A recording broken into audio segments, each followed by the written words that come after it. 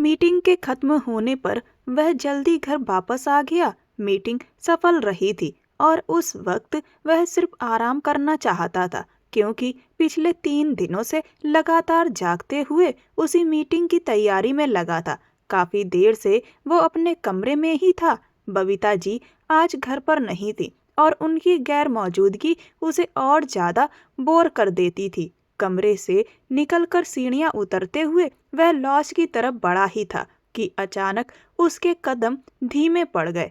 Laws से आने वाली आवाजें उसके लिए नई नहीं थीं। उस घर में रहने वाले उस इंसान की आवाज जिससे उसे बचपन से ही नफरत करना सिखाई गई थी। अपना नाम सुनकर वह ठिठक कर रुक गया। हमने ऐसा कौन सा गुनाह कर दिया जो आपने युवराज को हमारे सिर पर बैठा दिया? दूसरे हिस्से में उसकी चाची तारा जी थी, युवराज की बहन कोमल और काम वाली रश्मि की बेटी सपना सामने वो बैठी थी। गोरी गुलाबी रंगत वाली सुमन, जिसके मासूम चेहरे से उसे गहरी चिढ़ थी। आंखें बंद किए गुलाबी होठ हिलाते हुए वह कुछ बुदबुदा रही थी। बाकी सब तो युवराज को देख रहे थे, लेकिन सीढ़ियों की तरफ पीठ और फिर आंखें बंद होने की वजह से वह उस आफत को देख नहीं पाई। वह कुछ कदम की दूरी पर ही रुक गया।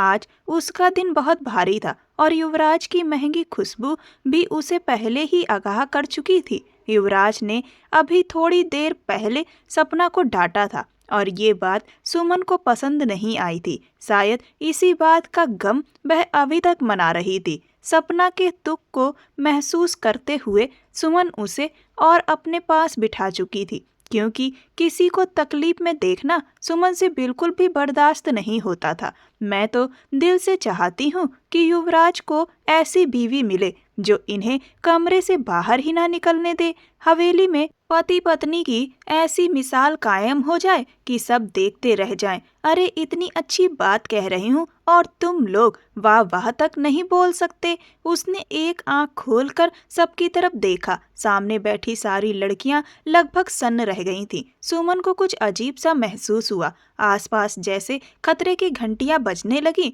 उसने दिल थाम कर सबकी नजरों का पीछा किया और पलटकर देखा तो उसकी सांसें वहीं अटक गईं। वह झटके से खड़ी हो गई। शिफॉन का दुपट्टा फिसलकर कंधे से गिर गया, लेकिन उसने उसे मजबूती से मुट्ठी में थाम लिया। 22 साल की उस लड़की का रंग एक पल में उड़ गया। सामने खड़े आदमी का लाल पड़ा चेहरा बता रहा था कि वह इस वक्त कितना गुस्से में है। अगर उन लड़कियों में कोई और होती तो शायद वह हल्के से मुस्कुराकर डांट देता, लेकिन सुमन की बात और थी। उसकी नज़र में वही लड़की जो उसकी माँ की जिंदगी में मुसीबत बनकर आई थी, जिसके कदम पहले इस हवेली पर भारी पड़े थे और अब वही हवेली के एकलौते वारिस के लिए ऐसी मनहूस बात कर रही थी। कोमल फौरन अपने भाई का गुस्सा देखकर उठी और वहां से चली गई। तारा जी भी तुरंत कोमल के पीछे चली गई। अब वह अकेली वहीं खड़ी थी। उसके पांव बुरी तरह कांप रहे थे। जिस चेहरे पर कुछ देर पहले खुशी बिखरी हुई थी, अब उस पर डर की परछाई उतर आई थी। बचपन से ही वह इस माँ बेटे से इतनी डरती थी कि उनके सामने सांस लेना भी मुश्किल हो जाता था। मासूम सी सपना जो मुश्किल से 10-11 साल की थी, सीढ़ियों के पीछे छुप गई। उसकी माँ रश्मि फौरन उसे पकड़कर किचन में ले गई। अब सामने वह थी और गुस्से से भरा हुआ युवराज। वह कुछ कहना चाहती थी, लेकिन शब्द जुबान तक नहीं आ पाए। अगर यहाँ बबीता जी होती तो शायद इस वक्त उसकी बाह पकड़कर उसे बुरी तरह झकझोर चुकी होती, लेकिन शुक्र था कि युवराज उस पर हाथ नहीं उठाता था। उसने अपने हाथ पीठ पर बांधे और धीरे धीरे उसके करीब आने लगा। वह भी पीछे हटती गई। क्या कह रही थी तुम? अब बोलो। उसकी आवाज धीमी थी, लेकिन इतनी कठोर कि उसने घबराकर दिल को मुट्ठी में दबोच लिया। वह हाँ में सिर हिलाती रही, सूखे होठों को दबाकर बस उसे अपने करीब आने से रोकने की कोशिश कर रही थी। नहीं, मैं सपना क्या? तुम्हारी और सपना की इस घर में बस इतनी ही औकात है कि काम करो, खाना खाओ और सो जाओ। तुम दोनों को जुबान खोलने की इजाजत नहीं है और तुम यहाँ सारी लड़कियों के सामने बैठकर मेरे बारे में बातें कर रही थी। तुम्हारी इतनी हिम्मत। वह चिल्लाते हुए अपना हाथ सोफे पर मार बैठा और वह कांपते हुए उछलकर सोफे पर गिर पड़ी। उसकी आंखों से आंसू टूटकर गिरने लगे और उसकी किस्मत अच्छी थी कि उसी वक्त अंदर वाले दरवाजे से दादी मुन्नी जी कमरे में आ गईं। यह सच में राहत की बात थी कि दादी वहां आ गईं, वरना वह आदमी तो आज उसकी जान लेने पर उतारू था। वह घबराकर तुरंत दादी की तरफ दौड़ी, लेकिन युवराज अब भी सख्त कदमों से उसकी पीठ को घूर रहा था। आप जानती हैं, आपने जो जिम्मेदारी मुझे सौंपी थी उसे निभाने के बजाय यह यहाँ लड़कियों के साथ खेल रही है। खुद से छोटी लड़कियों के साथ उसने बड़ी चालाकी से बात का रुख मोड़ दिया। दादी हमेशा यही चाहती थी कि वह अपनी पढ़ाई जारी रखे और इसी वजह से पिछले 2 हफ्तों से उन्होंने वह जिम्मेदारी युवराज को दी थी कि वह उसे पूरे टेस्ट की तैयारी करवाए। 26 साल का पूरा जवान आदमी जाने क्या सोचकर दादी के सामने झूठ बोल गया और उस पर इल्जाम डाल दिया, और वह जो दादी के पास सहारा लेने आई थी वहीं सन्न रह गई। उसने इतनी जल्दी बात बदल दी थी कि सारा बोझ उसी पर आ गिरा। उसके सामने उसे झूठा साबित करने का सवाल ही नहीं उठता था। दादी ने पलटकर उसे नरमी से देखा और कहा, यह मैं क्या सुन रही हूँ मेरी बच्ची? वह शायद अभी टहल के लौट कर आई थी। सुबह से ही बैठक में मेहमान आए हुए थे और दादी को घर आने की फुर्सत नहीं थी। दादी ने एक पल के लिए युवराज की लाल आंखों की तरफ देखा, फिर उससे पहले कि वह कुछ कहती उन्होंने प्यार से अपना हाथ उसके सिर पर फेरा। जाओ, अपनी किताबें उठाओ और युवराज के पास जाकर तैयारी करो। अगर तुम्हारे पास 1 घंटा है युवराज, तो इसे अच्छे से पढ़ा देना बेटा। एक बार फिर उसे युवराज के हवाले करते हुए दादी ने चुपचाप नजर उसके चेहरे पर डाली और कमरे से बाहर की तरफ चली गई। वह जानती थी कि दादी को कितनी तकलीफ दी जा चुकी है। उन्हें यह सुनना बहुत बुरा लगता था कि वह अपनी पढ़ाई पर ध्यान नहीं दे रही। हालांकि हालात उसे बार बार यह एहसास दिला चुके थे कि उसे हर हाल में अपनी पहचान खुद बनानी है। लेकिन यह बात दादी मुन्नी जी के लिए बहुत तकलीफ देने वाली थी। दादी जी के जाते ही युवराज आगे बढ़ा और उसने सुमन की कलाई को कसकर पकड़ लिया। वह किसी टूटी हुई टहनी की तरह उसके साथ घसीटती चली गई। उसमें इतनी हिम्मत नहीं थी कि वह उसे रोक पाती। वह उसे जबरदस्ती कमरे में ले आया। उसकी किताबें अब भी युवराज की मेज पर पड़ी थी। उसे किताबों के पास धकेलते हुए वह उसके सिर पर खड़ा हो गया। दरवाजा थोड़ा सा खुला था। युवराज की यह आदत अच्छी थी कि जब भी वह कमरे में उसके साथ अकेला होता, वह कभी दरवाजा बंद नहीं करता था और ना ही कभी उस पर गलत नजर डालता था। हाँ, गुस्सा और नफरत करना वह कभी नहीं छोड़ता था, क्योंकि यही सब उसने बबीता जी से सीखा था और उन बातों को भूलकर वह अपनी जिंदगी की शुरुआत नहीं कर सकता था। युवराज जी, मैं अभी पढ़ाई ही कर रही थी, टेस्ट की तैयारी कर रही हूँ। उसने जल्दी से हाथ बढ़ाकर अपनी किताबें थाम ली। जिंदगी में पहली बार युवराज उसके इतने करीब आया और गुस्से में उसका चेहरा झंझोड़ दिया। तुम जानती हो मुझे तुमसे कितनी नफरत है, हद से ज्यादा नफरत। तुम्हारी माँ की वजह से मेरे पापा इस दुनिया में नहीं रहे। यह ताना वह न जाने कितनी बार सुन चुकी थी, लेकिन जब भी युवराज लाल आंखों से उसके सामने अपने पिता का जिक्र करता तो उसे वही दर्द फिर से महसूस होता जो अपनी माँ को खोने पर हुआ था। इस सब में उसका कोई कसूर नहीं था, फिर भी वह यह सजा भुगत रही थी और न जाने कब तक भुगतनी थी। उसकी बड़ी बड़ी आंखें आंसुओं से भर गईं। आंसू टूट टूट कर उसके गालों से होते हुए गर्दन तक बहने लगे, लेकिन युवराज के दिल में उसके लिए कोई नरमी नहीं थी। तुम कब हमारी जिंदगी से निकलोगी? चली जाओ यहाँ से, ताकि इस हवेली में सुकून आ सके। जब भी मैं तुम्हें देखता हूँ मेरा खून खौल उठता है। मेरी माँ ने सारी परेशानियाँ भूलकर तुम्हें अपने पास रखा, तुम्हें पाला पोसा, लेकिन फिर भी तुम्हारी वजह से हमारी नफरत खत्म नहीं हुई। अब तुम बड़ी हो चुकी हो, अपना रास्ता चुनो और यहाँ से चली जाओ। अपने मामा के घर चली जाओ। क्या हमारी जिंदगी को मुश्किल बनाना तुम्हारी जिम्मेदारी है? अपना सारा गुस्सा, सारी नफरत और सारी जुलजुलाहट वह उस लड़की पर निकाल चुका था जो बस चुपचाप रोती जा रही थी। इन बातों का मतलब वह बचपन से ही समझ गई थी कि युवराज और बबीता जी उससे इतनी नफरत क्यों करते हैं। सच्चाई क्या थी यह दादी जी उसे पहले ही बता चुकी थी, लेकिन बबीता जी को उसकी माँ से इतनी गहरी नफरत थी कि वही नफरत उन्होंने अपने बेटे के दिल में भी भर दी और उसका निशाना सुमन बन गई। वह मासूम लड़की जो शक्ल सूरत में बिल्कुल अपनी माँ जैसी थी, उन्हें इस घर में एक पल के लिए भी बर्दाश्त नहीं थी, लेकिन वह यहाँ से जा नहीं सकती थी क्योंकि वह दादी मुन्नी जी की निगरानी में थी और दादी जी उसे एक पल के लिए भी अपनी नजरों से दूर नहीं रखना चाहती थी। इससे पहले कि वह कुछ और कह पाती, युवराज ने उसका बाजू पकड़कर उसे दरवाजे की तरफ धकेल दिया।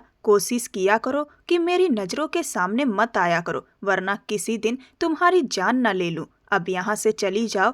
वह इतनी जोर से चिल्लाया कि कमरे की दीवारें तक कांप उठी। वह डर से कांपते हुए कदम घसीटते हुए अपने कमरे में आ गई। बिस्तर पर बैठते ही वह इस कदर रो पड़ी कि अगर कोई उसे उस हाल में देख लेता तो दिल कांप उठता। पूरा दिन उसने इसी डर और घबराहट में काट दिया। बबीता जी के ताने और उनका सख्त रवैया उससे कभी सहन नहीं होता था। वही औरत जो कभी उसे छोटी सी नर्म सी गुड़िया समझकर अपने हाथों से खिलाती थी, उसके सारे नखरे उठाती थी, एक पल में उसके लिए इतनी बदल गई कि अब वह सिर्फ नफरत बनकर रह गई थी। वह वही छोटी सी बड़ी आंखों वाली कांच सी गुड़िया थी जिसके गालों को देखकर कोई भी थकता नहीं था, जो बचपन से युवराज को युव कहकर बुलाती थी, जिसके लिए यह हवेली कभी सबसे महफूज जगह हुआ करती थी। अगर उसका कोई और सहारा होता तो वह कब की यहाँ से जा चुकी होती। ना जाने कितनी बार उसके दिल में खुद को तबाह करने का ख्याल आया, लेकिन वह दादी जी को और दुख नहीं देना चाहती थी। उम्र के आखिरी पड़ाव पर उन्होंने अपने बेटे को खोया। वह उनके लिए कभी ऐसी लड़की नहीं बन सकती थी जो उन्हें और दुख दे सके। ना जाने कितनी देर तक वह रोती रही। सिर दर्द करने लगा, गला सूखने लगा। बबीता जी के आने का वक्त हो रहा था, इसीलिए वह चेहरे पर पानी के छींटे मारकर किचन में चली आई। रश्मि अभी भी किचन में थी, लेकिन सपना को वह उसके पिता के साथ वापस भेज चुकी थी। रश्मि रात में घर जाती थी, लेकिन शाम करीब 5 बजे उसके पति की ड्यूटी खत्म हो जाती थी, इसीलिए वह अपनी बेटी को लेकर चला जाता था। आमतौर पर युवराज का बर्ताव काम करने वालों के साथ काफी नरम होता था। बाकी बच्चों से भी वह हमेशा प्यार से बात करता था, लेकिन उस दिन सपना ने उसके कमरे में रखी कोई चीज छू ली थी, इसीलिए उसने सपना को डांटकर कमरे से बाहर निकाल दिया था और वह लगातार रोते हुए रश्मि को परेशान कर रही थी। सुमन के सिर में तेज दर्द था, लेकिन बबीता जी की इजाजत के बिना वह अपने लिए चाय तक नहीं बना सकती थी। खाना बनवाने के बाद वह अपने कमरे में चली गई। उसे खाना खाने की इच्छा नहीं थी, बस उसने रश्मि से कह दिया था कि अगर चाय बने तो किसी तरह एक कप उसके कमरे में भिजवा देना। रश्मि हमेशा से उसे अपनी बेटी की तरह मानती थी। बरसों हो गए थे उसे इस हवेली में काम करते हुए, और हवेली के लोगों से उसका रिश्ता भी अब अपनापन लिए हुए था। वह घर के हर एक इंसान को और उनके मिजाज को अच्छे से जानती थी। बबीता जी से आंख बचाकर कभी कभी उसके साथ थोड़ी नरमी बरत लिया करती थी। रश्मि उसके कमरे में खाना कब रखकर चली गई थी उसे पता भी नहीं चला। जाते जाते रश्मि ने यह भी कह दिया था कि शायद वह दिन की वजह से नाराज है और सब यही समझ रहे हैं कि वह गुस्से में डिनर के लिए बाहर नहीं आई। असल बात क्या थी यह ना तो वे लोग जान सकते थे और ना ही वह किसी को बता सकती थी। चाय पीने के बाद उसने पेन किलर खा ली और फिर वह सीढ़ियां उतरकर दादी मुन्नी जी के कमरे की तरफ चली। बबीता जी अपने कमरे में थी, युवराज अपने कमरे में, और उस वक्त वह अक्सर दादी जी से लंबी बातें किया करती थी। दादी जी का मुलायम लहजा, उनका स्नेह भरा स्पर्श उसके लिए सबसे बड़ा सुकून था। हवेली के अगले हिस्से में युवराज के चाचा जगपाल, उनकी पत्नी तान्या जी और उनके 3 बच्चे रहते थे, सुमित, ईसा और छोटी बेटी रूपा। रूपा के साथ उसकी अच्छी दोस्ती थी। बहुत हंसमुख लड़की थी। वह अक्सर कोमल के साथ बातें करने और ग्रुप स्टडी के लिए आ जाया करती थी, तो वह भी उन दोनों के साथ बैठकर अपना मन हल्का कर लेती थी। यह भी उसके लिए किसी खुशकिस्मती से कम नहीं था कि कोमल उससे इस तरह नफरत नहीं करती थी। शायद अभी वह छोटी थी और इन नफरतों को पूरी तरह समझती नहीं थी। हो सकता था जिस दिन वह सब कुछ समझने लगे उस दिन वह भी उसके लिए बेवजह की नफरत बन जाए, लेकिन अभी तक उसने उसे कभी इस तरह नीचा नहीं दिखाया था। इसीलिए वह भी उनके साथ हंस बोल कर अपने दिल का बोझ हल्का कर लिया करती थी। कभी हंसी मजाक में अपने सारे दुख उड़ा देती और यही उसकी जिंदगी की सबसे बड़ी खुशी बन जाती थी। दादी जी के कमरे का दरवाजा खटखटाकर वह अंदर चली गई। दादी जी बैठी थीं। उस वक्त उन्होंने योगा खत्म किया ही था और फिर देर तक जागने के बाद सो जाया करती थी। सुबह भी सूरज निकलने से पहले उठ जाती थी।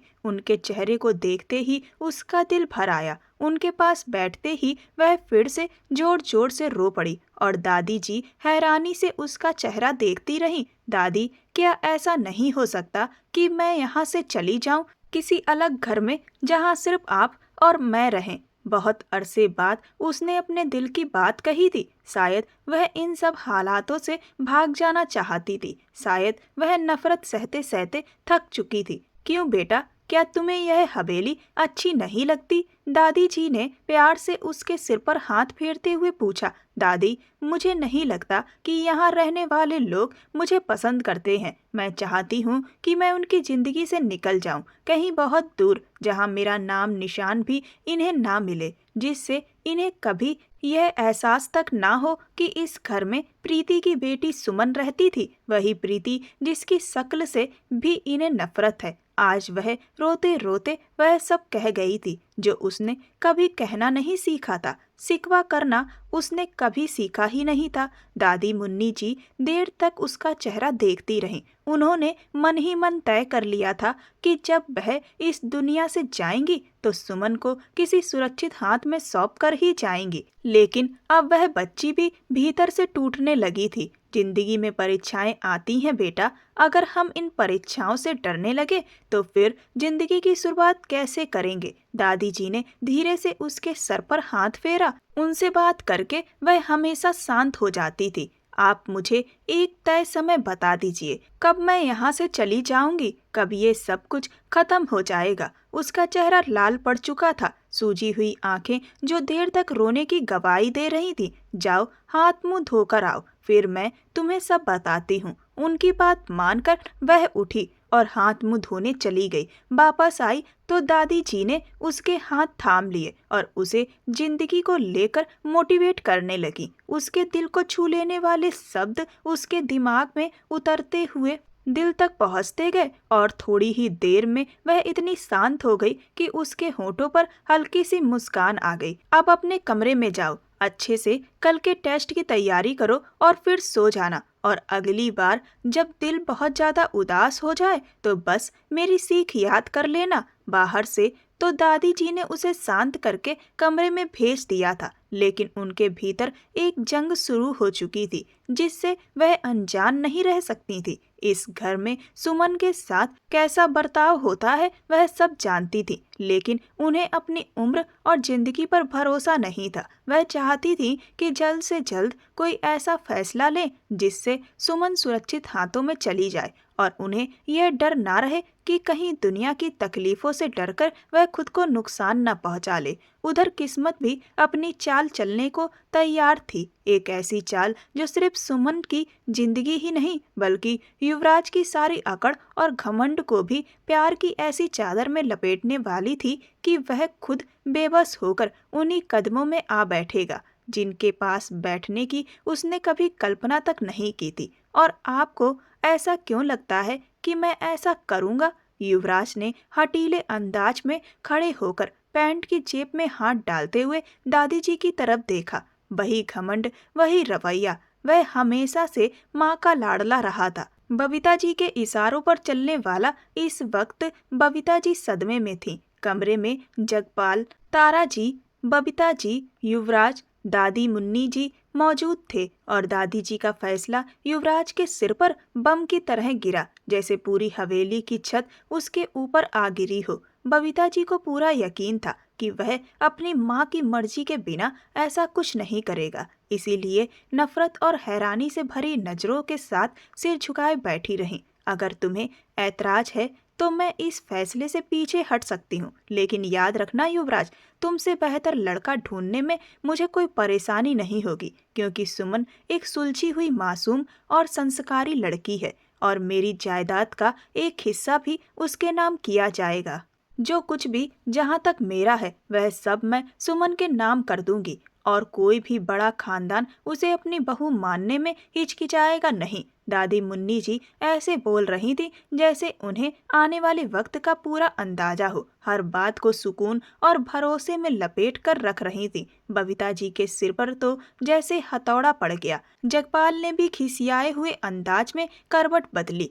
अब तक सुमन की सारी जिम्मेदारी उठाकर हमने उसे पाला पोसा और जवान किया, दादी मुन्नी जी ने सख्त लहजे में कहा। इस हवेली में बाकी लोगों ने उसके साथ कैसा बर्ताव किया है यह मैं अच्छे से जानती हूँ और नहीं चाहती कि मुझे अपनी जुबान खोलनी पड़े। मैंने तुम सबके सामने अपने 2 फैसले रख दिए हैं, जिस पर भी तुम लोग राजी हो कल सुबह आकर मुझे बता देना। रात भर का वक्त है और अब तुम लोग जा सकते हो। उनकी बात खत्म होते ही तारा जी, जगपाल, युवराज और बबीता जी फौरन कमरे से बाहर निकल गए। इसके बाद दूसरी बैठक बबीता जी के कमरे में जम गई। अम्मा जी ऐसा कैसे कर सकती हैं? जो कुछ हमारा है वो एक पराई लड़की के नाम करके उसे यहाँ से विदा कर देंगी? यकीनन उनकी समझ पर पत्थर पड़ गया है। बबीता जी की फैलाई हुई आग पूरी हवेली को जला रही थी। युवराज दीवार से टिककर खड़ा था, गुस्से और बेचैनी से उसकी आंखें लाल थीं। यह उसकी जिंदगी का सवाल था। इतना गुस्सा था कि उसका दिल कर रहा था किसी चीज से उस लड़की का सिर फोड़ दे या उसे हमेशा के लिए इस घर से गायब कर दे। उनके सिर पर वह किसी मुसीबत की तरह थी। तारा जी इस वक्त काफी शांत थीं। उनके बच्चे छोटे थे और जायदाद में से कितना हिस्सा किसे मिलता है इससे उन्हें खास फर्क नहीं पड़ता था। फर्क पड़ता तो सिर्फ अपने पति के हिस्से से और वह कहीं जाने वाला नहीं था। लेकिन जगपाल इस वक्त परेशान थे, क्योंकि वह भी नहीं चाहते थे कि दादी का हिस्सा सुमन के नाम हो जाए। मेरे ख्याल से युवराज को हाँ कर देनी चाहिए। हम घर की जायदाद और यह सब यूं बाहर नहीं जाने दे सकते। यह कहकर वह अपने हिस्से में चले गए, लेकिन युवराज और बबीता जी उसी आग में जल रहे थे जिसमें अब तक वे दूसरों को जलाते आए थे। युवराज का चेहरा गुस्से से तमतमाया हुआ था। उसकी माँ लगातार वही बातें कर रही थी जो उसके दिल को और दुखा रही थी। वह सिर झुकाकर सब सुनता रहा, फिर उठकर अपने कमरे में चला गया। बेचैनी में वह जाने कितनी देर तक कमरे में टहलता रहा और दूसरे कमरे में वह लड़की सुकून से सोई हुई थी, जैसे जरा भी अंदाजा नहीं था कि इस घर में कैसी आफत आ चुकी है। उसकी जिंदगी अब किस मोड़ पर जाने वाली थी, जहां जाकर वह अपने ऊपर से सारे अधिकार खो देगी। बालों को मुट्ठी में जकड़े, होठों को दांतों में दबाए युवराज इसी हालत में बैठा था। उसकी पूरी जिंदगी बर्बाद हो जाएगी। वह ऐसी लड़की डिजर्व करता था जो उसके साथ चलती तो जमाना पलट कर देखता, और यहाँ तो सिर्फ नफरत थी, बेतहासा नफरत। दादी मुन्नी जी हैरान नहीं थी। युवराज की रजामंदी का शायद उन्हें पहले ही अंदाजा था, लेकिन बबीता जी का बदला हुआ रवैया उन्हें डराने लगा था। यह एक मिलीजुली साजिश थी। उन्हें पूरा यकीन था कि बबीता जी के लिए कभी भी सुमन से मोहब्बत मुमकिन नहीं हो सकती। सारी जायदाद युवराज के नाम करवाकर वह कभी भी सुमन को कांटे की तरह अपनी जिंदगी से निकाल सकती थी। उस दिन सुमन ने बेचैनी से दादी मुन्नी जी का चेहरा देखा। वह वहां से भाग जाना चाहती थी, लेकिन भागने की बजाय दादी उसे उम्र कैद जैसी जिंदगी सौंप रही थी। दादी जी, मुझे उन लोगों के हवाले मत कीजिए जिन्हें नफरत के अलावा कुछ नहीं आता। उसकी पलकों की मोड़ तोड़कर आंसू बहने लगे। वह खूबसूरत चेहरे वाली लड़की इस कदर टूट कर रोई कि दादी मुन्नी जी का दिल बैठ गया। मैं तुम्हें उनके हवाले इसलिए कर रही हूँ ताकि तुम उन्हें मोहब्बत सिखा सको। यकीन करो, अगर वे मोहब्बत के काबिल ना होते तो मैं कभी तुम्हें उनके सुपुर्द ना करती। दादी जी की आंखों में भी उस वक्त दुख के अलावा कुछ नहीं था। तो फिर मेरी एक शर्त होगी। और उसने अपनी शर्त दादी मुन्नी जी के सामने रख दी। वे काफी देर तक गंभीर निगाहों से उसका चेहरा देखती रहीं। मैं ही तुम्हारी शर्त की गवाह बनूंगी, लेकिन मुझे पूरा यकीन है कि इस रिश्ते की उम्र और इसे संभालना सिर्फ तुम्हारे ही हाथ में है। उस दिन वह चुपचाप उनके कमरे से बाहर निकल आई। जिंदगी उसे युवराज के साथ ही गुजारनी थी, उसी आदमी के साथ जो उसे अपने सामने देखना भी पसंद नहीं करता था। खोए खोए से ख्यालों में वह सीढ़ियां चढ़ती जा रही थी। तभी नीचे उतरते हुए युवराज उसे देखकर ठिठक गया। बस एक खामोश सी नजर उस पर डालकर वह दूसरी तरफ मुंह फेरते हुए आगे बढ़ गया, जबकि सुमन वहीं खड़ी देर तक उसे पलटकर देखती रही। दिल में कुछ अजीब सा एहसास था। युवराज जो कभी लाड़ प्यार में पला था, अब किसी और ही रास्ते पर भेजा जा रहा था, और यह बात उसके लिए बर्दाश्त से बाहर थी। दादी मुन्नी जी ने उसे सिर्फ एक हफ्ते का वक्त दिया था, और हफ्ते के खत्म होते ही उसकी शादी तय कर दी गई थी। उसने खुद को कमरे में बंद कर लिया। बबीता जी न जाने क्या सोच रही थी। अब उन्होंने ऐसी खामोशी ओढ़ ली थी, और सुमन को पूरा यकीन था कि यह तूफान से पहले की शांति है। ना तो उसे काम के लिए बुलाया जाता था और ना ही कमरे से बाहर आने को कहा जाता। सारी खरीदारी भी बबीता जी ने खुद ही करवा ली थी। सुमन ने सब कुछ दादी मुन्नी जी पर छोड़ दिया था। वह नहीं जानती थी कि किस्मत उसे किस मोड़ पर ले जाकर खड़ा कर देगी, लेकिन अब जहाँ भी कदम रखना था उसे बहुत संभल कर रखना था। उसने जितना रोया, जितना विरोध किया, जितनी कोशिश की, लेकिन अगर वह इंसान उसके भाग्य में लिखा था तो उससे मिलना तय था। रूपा ने उसके हाथों पर बड़े प्यार से मेहंदी लगा दी थी। मेहंदी लगाते समय शरारत में उसने युवराज का नाम लिख दिया और उसकी आंखों में झांक कर देखा, जो बुझी बुझी सी थी। अब तो आपको युवराज दुल्हा जी के नाम से छेड़ना पड़ेगा। आखिर आप उनकी होने वाली पत्नी जो हैं। रूपा खिलखिलाकर हंसी तो बाकी लड़कियां भी हंस पड़ीं, लेकिन वह सिर झुकाए देर तक अपने हाथ पर लिखा नाम देखती रही। ना जाने कब से वह नाम उसकी हथेली की लकीरों में था, मगर दिल ने चुपके से कहा कि अगर यह नाम उसकी किस्मत में लिखा जा रहा है तो बहुत संभल कर लिखा जाए। वह अपनी माँ जैसी तकदीर नहीं चाहती थी। वह नहीं चाहती थी कि किस्मत किसी जहरीले सांप की तरह उसकी जिंदगी को डस ले। उसकी माँ ने प्यार के लिए अपने रिश्ते खो दिए थे, और फिर उन्हीं रिश्तों को ढूंढते ढूंढते वह मौत की गोद में चली गई थी। युवराज से उसे किसी अच्छाई की उम्मीद नहीं थी। उसी बीच पार्लर वाली ने उसे दुल्हन के रूप में तैयार कर दिया। वह पहले से ही सुंदर थी, लेकिन उस दिन इतनी आकर्षक लग रही थी कि अगर किसी की नज़र उस पर टिक जाए तो नज़र हटाना मुश्किल हो जाए। लड़कियों ने जी भरकर उसकी तारीफ की, लेकिन उसके दिल में सिर्फ डर भरा हुआ था। आने वाला वक्त उसे डरा रहा था। हजारों आशंकाएं उसके दिल की धड़कन बढ़ा रही थीं।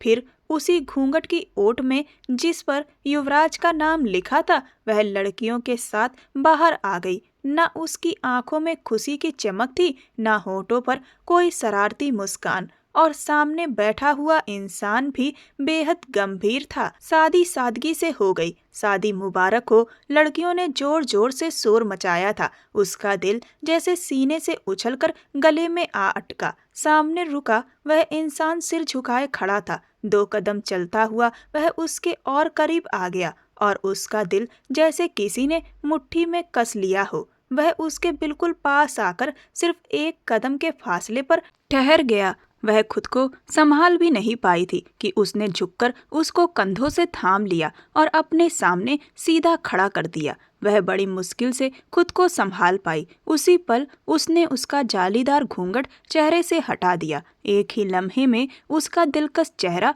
उसकी नजरों के सामने था। युवराज ने आज उसे जिन नजरों से देखा, वैसी नजरों से उसने पहले कभी नहीं देखा था। शायद रिश्ते के बदल जाने का असर था या कुछ और। वह देर तक बस उसका चेहरा देखता रहा, फिर बिना कुछ कहे पलट गया। उसे युवराज के सामने लाकर बिठा दिया गया। दोनों जैसे एक दूसरे के सामने पूरे हो गए हों। एक जलते हुए अंगारे की तरह बेचैन था तो दूसरा समंदर की गहराई लिए बैठा था। दोनों के स्वभाव में जमीन आसमान का फर्क था। वह आकर्षक लग रहा था और वह बेहद खूबसूरत। दोनों एक दूसरे के सामने बैठे थे और युवराज की नजरें बार बार भटक कर उसके चेहरे पर जा टिकती थी। वह खुद को जितना रोकने की कोशिश करता, साथ बैठी वह लड़की उतना ही उस पर असर डालती। उसने पहले ही सोच लिया था कि वह उसके सामने आएगी तो वह उसे इतनी सख्ती से ठुकरा देगा कि उसे एहसास हो जाए कि वह कभी भी युवराज की जिंदगी का हिस्सा नहीं बन सकती। उसे कहीं दूर तो नहीं जाना था, बस एक कमरे से दूसरे कमरे तक का सफर था और वह सफर दादी मुन्नी जी ने तय करवाया। ना जाने कितनी रिक्वेस्ट के बाद उसे युवराज के कमरे में लाकर बैठा दिया गया। फूलों से सजा कमरा देखकर उसका दिल जोर जोर से धड़कने लगा। वह बुरी तरह घबराई हुई थी, लेकिन फिर भी उसने खुद को संभाल लिया। चेहरे पर गंभीरता थी और आंखों में एक अजीब सी चमक, जैसे उसने खुद को आने वाले वक्त के लिए तैयार कर लिया हो। जो भी होगा वह उसका सामना करेगी। तभी कमरे का दरवाजा खुला। उस शानदार कमरे का मालिक अपनी प्रतिभाशाली शख्सियत लिए भीतर दाखिल हुआ। उसकी खुशबू पूरे कमरे में फैल गई, वही खुशबू जिसे महसूस करके वह पहले घबरा जाया करती थी, लेकिन आज वह नहीं घबराई। उसकी नजरें बस उसी पर टिकी रहीं। उस रिश्ते की सच्चाई क्या थी, उसे समझने में उसे एक पल भी नहीं लगा। वह उससे कुछ ही कदमों के फासले पर खड़ा था, पीठ पीछे हाथ बांधे। वह उसे अजीब सी घमंडी मुस्कान के साथ देखता रहा और उसकी एक ही नज़र में हजारों सवाल छिपे थे, जैसे वह उससे पूछना चाहता हो कि वह कौन कौन से सुनहरे सपने सजाकर बैठी है, किन मीठे एहसासों में खोई है जो उसे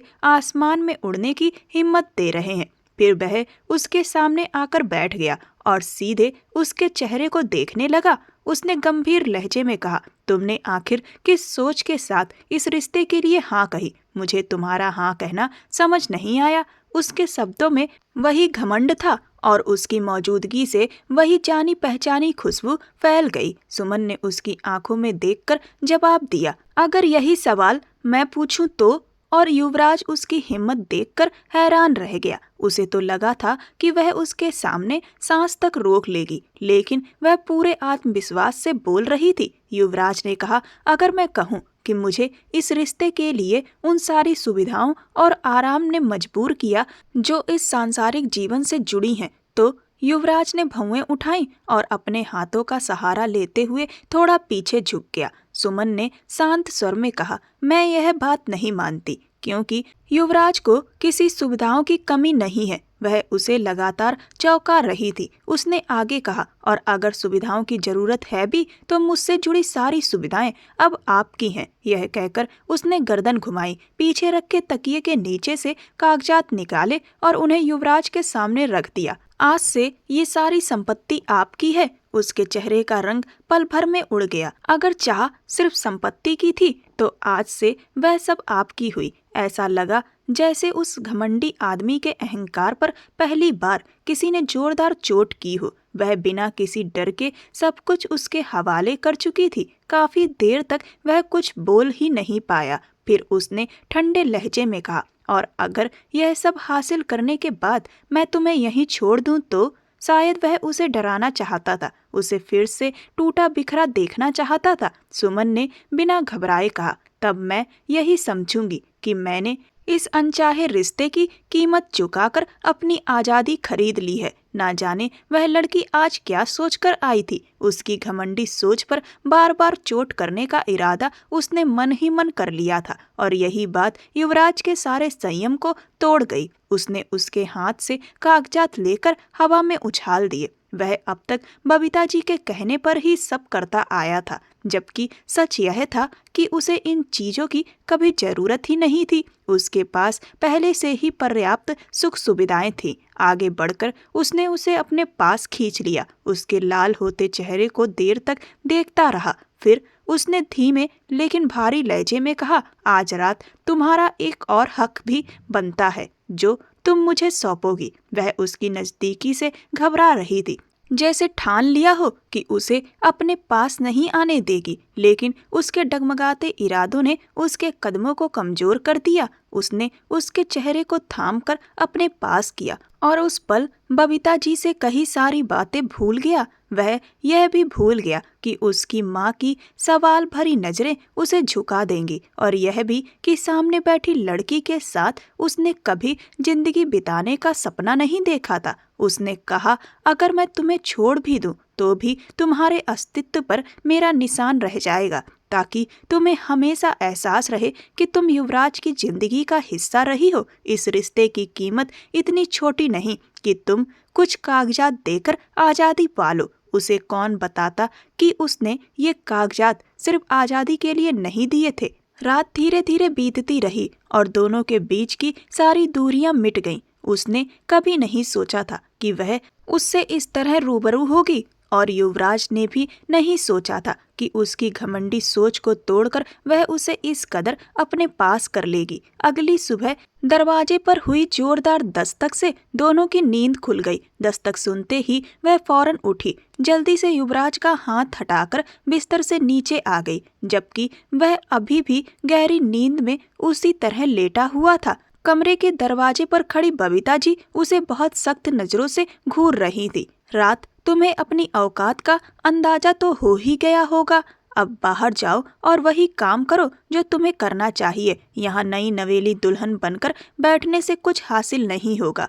उन्होंने जहरीले ताने की तरह बात कही, लेकिन यह तीर इस बार ठीक निशाने पर नहीं लगा, क्योंकि इस वक्त उनके सामने प्रीति की बेटी नहीं बल्कि युवराज की पत्नी खड़ी थी। अभी तक मेरे पति जागे नहीं हैं। जिस वक्त उनकी नींद खुलेगी हम दोनों साथ नीचे आएंगे। अभी हम नाश्ता नहीं करेंगे। यह जवाब जैसे बबीता जी के चेहरे पर दूसरा तमाचा था। अब उसे अपने हक के लिए खुद खड़ा होना था। अगर किस्मत ने उसके लिए दरवाजा खोल दिया था तो वह अब इन दरवाजों को बंद नहीं होने देगी। उसकी आवाज धीमी थी, इतनी कि बात कानों तक पहुंचे, लेकिन लहजा ऐसा था कि वह अपने पति को परेशान नहीं करना चाहती हो। तभी बबीता जी की नजरें युवराज पर गईं और उनके चेहरे का रंग बदल गया। बहुत पछताओगी, बहुत पछताओगी। बस एक बार उसे गुस्सा आ जाने दो जिसके सहारे तुम इतनी उड़ रही हो, फिर मैं तुम्हें बताऊंगी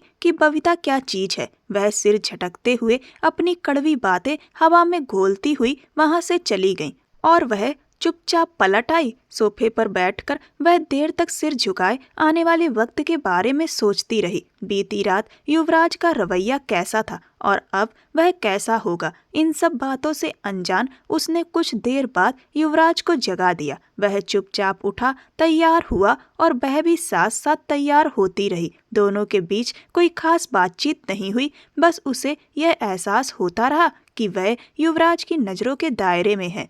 दोनों साथ ही नीचे आए। दादी मुन्नी जी तो देर तक अपनी आंखों पर यकीन नहीं कर पाईं। नाश्ते की मेज पर वह युवराज के साथ बैठी थी। आज किसी को यह कहने की जरूरत नहीं थी कि वह किचन से सामान लाकर रखे या सबके नाश्ता कर लेने के बाद ही अपने नाश्ते के बारे में सोचे। उसकी माँ ने अपनी मर्जी से शादी की थी और इस शादी में उनके पिता की रजामंदी शामिल नहीं थी। यशवर्धन एक मामूली सा क्लर्क था और यही बात उन्हें अंदर ही अंदर खटकती रहती थी। बाद में सुमन के पिता यशवर्धन ने उसकी माँ को धोखा दिया और उन्हें घर से निकाल दिया। उस वक्त वो पेट से थी, घर भी वो वापस नहीं जा सकती थी। उसी दिन उनकी मुलाकात पार्क में टहलने आई मुन्नी जी से हुई। मुन्नी जी को उनकी कहानी सुन उन पर तरस आ गया, क्योंकि मुन्नी जी की एक बेटी थी जिन्हें भी उनके ससुराल वालों ने बहुत परेशान किया था,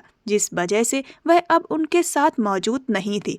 प्रीति जी में मुन्नी जी को अपनी वही बेटी का दुख नजर आ रहा था, इसीलिए वह उन्हें अपने साथ घर पर बुला लाई और घर वालों से कह दिया कि यह औरत उनकी सेवा के लिए है और उन्होंने प्रीति जी को अपने घर में संरक्षण दे दिया। प्रीति जी दादी की सेवा करती थी, जिसमें ज्यादा काम भी नहीं होता था और हवेली में उन्हें अच्छा खाना पीना भी मिलने लगा था। दादी उनका पूरा ध्यान रखती थी। इसी हवेली में ही सुमन का जन्म हुआ और सब लोग सुमन को खूब खिलाते थे, उसका काफी लाड़ करते थे। जब सुमन 4 वर्ष की थी तब प्रीति जी को पता चला कि उनके भाई की तबीयत बहुत ज्यादा खराब है, उन्हें हार्ट अटैक आया है। यह सुनकर वह बहुत ज्यादा परेशान हो गईं और बुरी तरह रोने लगीं, क्योंकि वह अपने भाई से बेहद लगाव रखती थी और उनकी बहुत इच्छा हो रही थी उसे देखने की। जब यह बात दादी को पता चली तो दादी को बहुत खराब लगा, लेकिन प्रीति जी वहां जाने से डर रही थी क्योंकि उनके घर वाले अब उनसे नफरत करते थे। और जब यह बात दादी को पता चली तो उन्हें बहुत खराब लगा। उन्होंने प्रीति जी से कहा कि वह उन्हें अपने बेटे अजय प्रताप के साथ अस्पताल भेज देंगी। वह अपने भाई को अस्पताल से देखकर ही वापस लौट आए। अगर कोई विवाद हुआ तो उनका बेटा साथ में मौजूद होगा तो वह संभाल लेगा। बबीता जी के पति अजय प्रताप जी प्रीति जी को लेकर उनके भाई को दिखाने गए। प्रीति जी जिस दौरान अस्पताल में पहुंची वहां कोई ज्यादा मौजूद नहीं था। उन्होंने आईसीयू के शीशे से ही अपने भाई को देख लिया, क्योंकि उनके भाई भी उन्हें पसंद नहीं करते थे और वहीं से देखकर वह लौट आए। अजय प्रताप जी ने डॉक्टर से बात की तो उन्होंने बताया कि अब उनके भाई खतरे से बाहर हैं। यह सुनकर प्रीति जी के दिल को तसल्ली हुई और जब वह लोग वापस लौट कर आ रहे थे तभी एकदम से गाड़ी का ब्रेक फेल हो गया और गाड़ी एक ट्रक से जा भिड़ी और उस हादसे में प्रीति जी और अजय प्रताप जी दोनों लोगों ने अपनी जिंदगी गंवा दी। और बस उसी दिन से हवेली में नफरतों का दौर शुरू हो गया। बबीता जी जो सुमन को बहुत प्यार से खिलाती थी, उन्हें अब उसकी शक्ल से ही नफरत हो चुकी थी, क्योंकि वह इस पूरे हादसे का जिम्मेदार प्रीति जी को ही मानती थी और सुमन उन्हीं की बेटी थी। दादी मुन्नी जी इस बात को समझती थी कि वह एक हादसा था। अपने बेटे को खोने का दर्द उन्हें बहुत ज्यादा था और प्रीति जी का गम भी उनके दिल को दुखा रहा था, लेकिन जो दर्द किस्मत में लिखे हैं वह तो सहने ही पड़ते हैं। यह बात मुन्नी जी ने स्वीकार ली थी, लेकिन बबीता जी ने युवराज के मन में सुमन के लिए हमेशा नफरत ही भरी थी और वही नफरत आज भी हवेली में मौजूद थी। सुमन जो नन्ही सी बच्ची थी, दादी मुन्नी जी की देख रेख में हवेली के सख्त नियमों और लोगों की नजरों के बीच बड़ी होने लगी और देखते ही देखते जवान हो गई और इस हवेली की बहू भी बन गई। बबीता जी सख्त लहजे में बोली और युवराज बिल्कुल सामने बैठा था। मैं पुरानी बातें दोहराना नहीं चाहती, बस तुम जल्दी से सारे कागजात अपने नाम करवाओ और इस रिश्ते से आज़ादी हासिल करो। जाने क्यों उस रोज उसे बबीता जी की बात कुछ खास पसंद नहीं आई। उसने यह बात छुपा ली कि सारे कागजात तो पहले ही उसके हवाले हो चुके हैं। उनके सारे हुक्म सुनने के बाद वह उठकर कमरे से बाहर निकल गया। उस रोज के बाद एक अनजानी सी दीवार उन दोनों के बीच खड़ी हो चुकी थी। हालांकि सुमन ने खुद को युवराज के करीब करने की कोशिश की थी। उसके सारे कामकाज अपने हाथों से करते हुए वह उसे यह एहसास दिला रही थी कि अब उसकी जिंदगी में उसकी कितनी दखल हो चुकी है। वो 2 हफ्ते बाहर से तो बहुत खामोशी से गुजरे थे, लेकिन दोनों के अंदर कैसी हलचल मची थी यह दोनों ही जानते थे। शायद दोनों ही एक दूसरे से नजरें चुरा रहे थे। उस रोज सुमन आईने के सामने खड़ी बाल संवार रही थी, तभी युवराज कमरे में दाखिल हुआ। एक पल को तो वह अनजान बनकर उसके पास से निकल गया। जब उसने पलटकर उसका चेहरा देखा तो सुमन बोली, आज जल्दी आ गए, आपके लिए चाय लाऊं? वही नरम लहजा जो वह हमेशा उसके साथ रखती थी।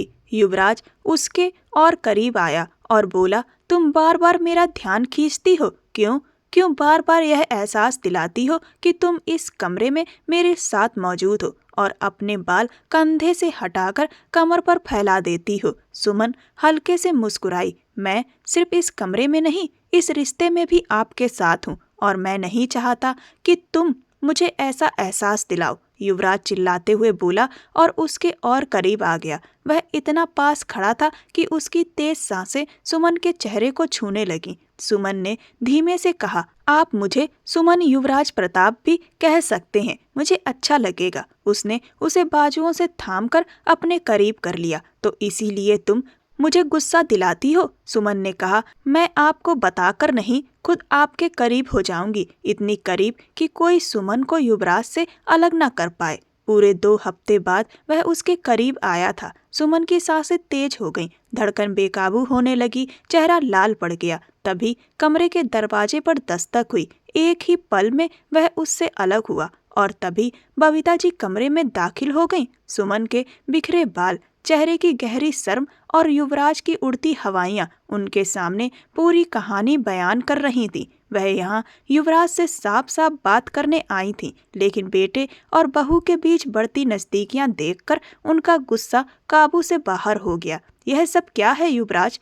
तुम कब इस रिश्ते से खुद को आजाद करोगे? वह गुस्से से फट पड़ी और युवराज उनके सामने हैरान खड़ा रह गया।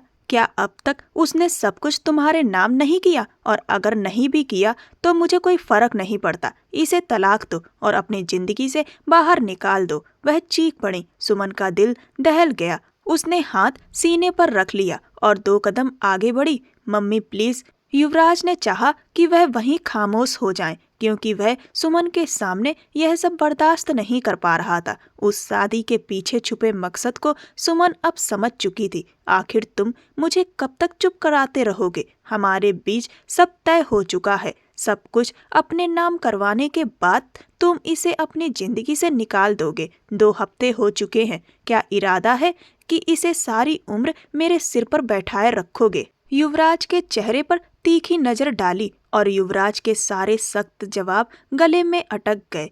मम्मी, यह जिद छोड़ दीजिए। आप कब तक इस जहर को दिल में पाल कर बैठी रहेंगी? हाँ, हमारे बीच कुछ तय हुआ था, लेकिन अब मेरा रवैया बदल चुका है। उन्होंने गुस्से में उसका बाजू पकड़कर झंझोड़ दिया। तुम्हारा रवैया कैसे बदल सकता है? आखिर कैसे तुम भूल सकते हो कि यह प्रीति की बेटी है? सुमन कमरे से बाहर चली गई, लेकिन उनकी आवाज अब भी सुमन के कानों में गूंज रही थी। वह इन आवाजों से दूर भागना चाहती थी, इसीलिए खुद को संभाल कर और भी सख्त हो गई। हाँ, मैं सब कुछ भूल चुका हूँ। उस लड़की ने मुझ पर ऐसा असर किया है कि मैं हर शर्त भूल गया हूँ। मैं नहीं चाहता कि वह कुछ भी मेरे नाम करे। मुझे कुछ नहीं चाहिए, लेकिन मैं इस रिश्ते को नहीं तोड़ूंगा। उसने इतनी मजबूती से कहा कि बबीता जी के चेहरे का रंग उड़ गया। वह वहीं सन्न खड़ी रह गईं। उनका वही आज्ञाकारी बेटा जो बिना उनके कहे सांस नहीं लेता था। क्या तुम मुझे नाराज करना चाहते हो? उन्होंने आखिरी बार आंखों में आंसू भरकर उसे इमोशनल तरीके से रोकना चाहा और युवराज आगे बढ़कर उनके कंधे थाम लेता है। मैं आपको कभी खोना नहीं चाहता, लेकिन मुझे इस रिश्ते को निभाने दीजिए। इसे स्वीकार कर लीजिए प्लीज माँ, वरना मैं सुमन को लेकर अलग घर में शिफ्ट हो जाऊंगा। मैं आपको तकलीफ नहीं देना चाहता, लेकिन सुमन अब मेरे लिए जरूरी बन चुकी है। अगर वह यहाँ होती और यह सब सुनती तो शायद सदमे से बेहोश हो जाती। वह आदमी उसके लिए यह सब कुछ कह रहा था। यह उसके लिए ऐसा खुलासा था जो उसे ख्यालों की दुनिया में भटका सकता था और वह कभी सच का रास्ता न तलाश पाती। लेकिन यह हकीकत थी। अच्छे व्यवहार से निभाए गए रिश्तों में इतनी ताकत होती है कि अगर वह सच्चे मन से निभाए जाएं तो पत्थर जैसे सख्त दिल को भी तोड़ देता है।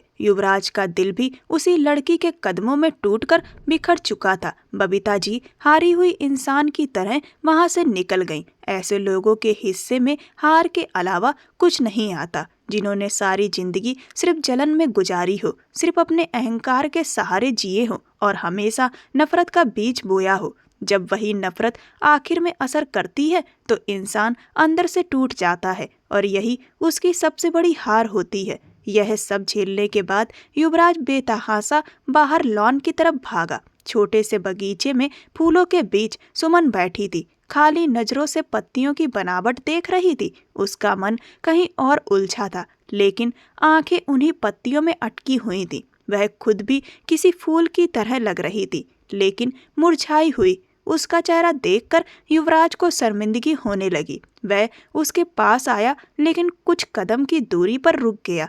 वही जानी पहचानी खुशबू सुमन के चारों ओर फैल गई। उसने चौंक कर सिर उठाया और हल्की सी मुस्कान दी, लेकिन उस मुस्कान में पहले जैसी चमक नहीं थी। युवराज बेचैन होकर उसके और करीब आया। सुमन, अगर वो सब सच था भी तो वो सिर्फ बीते हुए कल की बात थी, बस 2 हफ्ते पहले की। वही युवराज जिसे तुमसे नफरत थी, वह जाने क्यों उसको समझाते हुए सफाई देने लगा। शायद वह सुमन के मन में अपने लिए कोई गलतफहमी नहीं छोड़ना चाहता था। आप जानते हैं, मैं सब कुछ पहले से जानती हूँ और बेहतर होता कि आप बबीता जी को बता देते कि सब कुछ तो पहले ही आपके नाम हो चुका है। उसने बेहद धीमे लहजे में कहा, जबकि उसका सिर बुरी तरह घूम रहा था। उसमें इतनी ताकत भी नहीं बची थी कि वह युवराज के सामने उठकर खड़ी हो पाती। मैं बता देता, लेकिन मुझ में इतनी हिम्मत नहीं थी कि यह भी कह पाता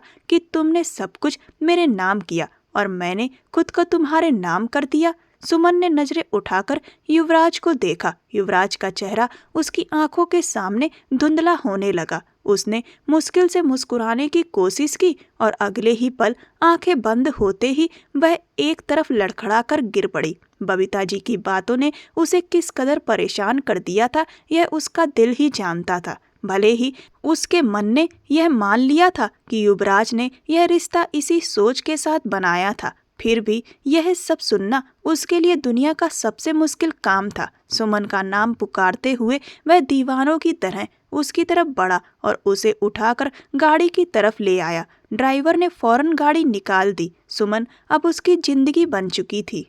वह उस लड़की को खोना नहीं चाहता था। उस जिंदगी में वह किसी भी हाल में सुमन को नहीं खो सकता था। वह लगातार उसके खूबसूरत चेहरे को देखता रहा। वह जानता था कि उसे कुछ नहीं होगा, फिर भी उसे कुछ हो जाने का डर उसके दिल को ऐसी बेचैनी दे रहा था जिसका कोई इलाज नहीं था। करीब 2 घंटे बाद सुमन ने आंखें खोली और खुद को अस्पताल के बिस्तर पर पाया। सामने का मंजर साफ हो गया। युवराज बेचैनी से उसके पास खड़ा था। दादी मुन्नी जी भी वहीं थीं। जगपाल जी, तारा जी और शायद एक कोने में बबीता जी भी मुरझाए चेहरे के साथ खड़ी थीं। अब बताओ, कैसी तबीयत है तुम्हारी? वह भावुक होकर बिना किसी की परवाह किए उसके हाथ थाम कर पूछ बैठा। सुमन ने हल्के लाल पड़े चेहरे के साथ अपना हाथ धीरे से छुड़ा लिया। मैं ठीक हूँ युवराज। सब लोग बारी बारी से हालचाल पूछकर कमरे से बाहर चले गए, मगर सबके चेहरों पर सुकून भरी मुस्कान थी। दादी मुन्नी जी आगे बढ़ी, फिर झुककर उसके माथे को सहलाने लगीं और उसके कमरे से बाहर निकल गईं। सबको इतना परेशान करने की क्या जरूरत थी? मैं सच में ठीक हूँ युवराज। उसकी जरूरत से ज्यादा फिक्र देखकर वह हल्की सी मुस्कुरा दी। ऐसा तो होना ही था, खबर ही ऐसी थी। वह जाने क्यों मुस्कुरा रहा था। तुम जानती हो, मैं पापा बनने वाला हूँ। उसका दिल जोर जोर से धड़कने लगा और आंखें नम हो गईं। कोई था जो उसके वजूद में पल रहा था और यह उसकी जिंदगी का सबसे बड़ा सरप्राइज था। वह फूट फूट कर रो पड़ी। युवराज ने झुककर उसके आंसू पोंछे। प्लीज रिलैक्स मेरी जान, तनाव लेने की जरूरत नहीं है। डॉक्टर ने मना किया है। तुम नहीं जानती मैं कितना खुश हूँ। वह बस नम आंखों से मुस्कुरा रही थी। युवराज ने झुककर अपना माथा उसके माथे से टिका लिया, उसकी सांसों की गर्माहट को महसूस करता रहा। दोनों जानते थे कि उनकी जिंदगी में अब एक नया खूबसूरत अध्याय खुलने वाला है, जिसके बाद सिर्फ खुशियां ही खुशियां होंगी। अब कोई शक, कोई नफरत उनकी राह में नहीं आएगी। यही उनका विश्वास था। सुमन ने अपने अच्छे व्यवहार से बबीता जी का दिल भी जीत लिया। वह बबीता जी जो इतने सालों से उससे नफरत करती आ रही थी, लेकिन युवराज से शादी के बाद कहीं ना कहीं उनके मन में भी यह बात आ चुकी थी कि अब जब युवराज उसे तलाक नहीं दे रहा है तो वह युवराज की पत्नी है और युवराज बबीता जी का एक लौता बेटा है और सुमन उनकी बहू है और अब तो वह दादी भी बनने वाली थी और वह नहीं चाहती थी कि उनका पोता या पोती नफरत भरे माहौल में हवेली में आए। वह चाहती थी कि सब कुछ खुशियों भरा हो। हवेली से नफरत का नाम और निशान दूर हट चुका था। दोस्तों, कई बार कुछ हादसे या दर्द दिल पर गहरा असर कर जाते हैं और कभी कभी किसी की गलती न होने के बाद भी मन में नफरतें छोड़ जाते हैं, जबकि बेवजह की नफरतों से कुछ भी हासिल नहीं होता है, बल्कि सालों साल तक मन अशांत बना रहता है। कभी कभी जब किसी की भी गलती ना हो तो नफरतों को भूलकर माफ कर देने से जीवन आसान और सुखमय हो जाता है। आपको ये कहानी कैसी लगी मुझे कमेंट सेक्शन में कमेंट करके जरूर बताएं। ये कहानी पूर्णतः काल्पनिक है। इसमें दिखाई गई सभी घटनाएं केवल कहानी को दर्शाने के उद्देश्य से दिखाई गई हैं। कहानी का उद्देश्य केवल मनोरंजन प्रदान करना नहीं बल्कि सामाजिक शिक्षा देना भी है। ऐसी और भी रोमांचक कहानियों को सुनने के लिए मेरे चैनल को सब्सक्राइब कर वीडियो को लाइक कर दें और वीडियो को ज़्यादा से ज़्यादा शेयर करें। धन्यवाद।